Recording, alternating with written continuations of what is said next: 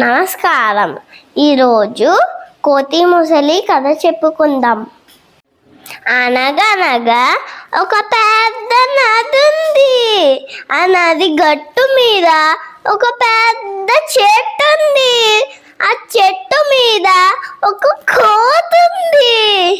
ఆ కోతి ఆ చెట్టుకి కాసిన పళ్ళు తింటూ తన కడుపు నిండాక కొన్ని తీసుకుని ఆ నదిలోకి విసురుతూ ఆడుకునేది.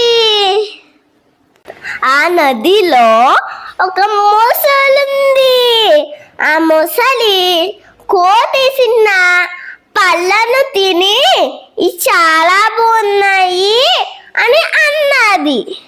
అప్పటి నుంచి రోజు కోతి విసిన పళ్ళు తింటూ హాయిగా ఉండేది.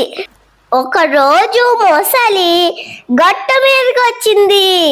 అప్పుడు కోతి బాబా నాకు ఇంకా కొన్ని పళ్ళు ఇస్తావా అంటే కోతి బాబా కోసి ఇచ్చాడు. ఆ రోజు నుంచి కోతి మొసలి ఫ్రెండ్స్ అయినాయి. అప్పటి నుంచి మొసలి కోతితోనే ఎక్కువసేపు ఉండేది. అది మొసలి భార్యకి అస్సలు నచ్చలేదు. ఒకరోజు మొసలి ఇంటికి వచ్చే టైంకి భార్య దిగాలుగా నిద్రపోతూ ఉంది. ఎందుకు దిగాలుగా నిద్రపోతున్నావు అంటే నాకు తల నొప్పిగా ఉంది, డాక్టర్ దగ్గరికి వెళ్ళిరా, కోతి గుండెకాయతో చేసిన మందుని తినమన్నాడు అని చెప్పింది. అప్పుడు మొసలి ఓ సింతేనా అంది. అప్పుడు నాకు ఒక ఫ్రెండ్ ఉంది, దాని దగ్గర నుంచి తెస్తానులే, నువ్వేమి కంగారు పడకు అని చెప్పి కోతి దగ్గర బయలుదేరింది.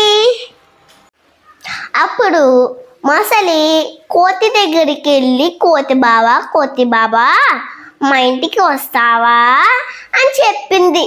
అప్పుడు నాకు ఈత రాదు కదా, ఏం చెయ్యాలి అని చెప్తే మొసలి నా వీపు మీద కూర్చో నేను తీసుకెళ్తాను అంటే కోతి వచ్చి వీపు మీద కూర్చున్నది. అప్పుడు మొసలి ఇంటికి వెళ్ళడం ప్రారంభం చేసింది. అప్పుడు నది మధ్యలోకి వెళ్ళాక మొసలి నిజం చెప్పింది. అప్పుడు కోతి భయపడకుండా ఆలోచించింది.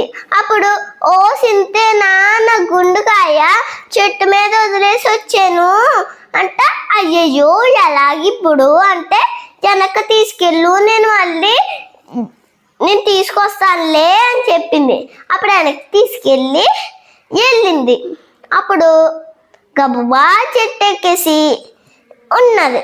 అప్పుడు కోతి ఇలా అంది, నీతో స్నేహం చెయ్యాలనుకుంటుంటే నువ్వు నన్ను చంపాలనుకుంటున్నావు, నువ్వు వెళ్ళిపో అని చెప్పింది. అప్పుడు తన తప్పు తెలుసుకుని వెళ్ళిపోయింది. కథలో నీతి, మోసం చేసే వాళ్ళని మోసంతోనే జయించాలి.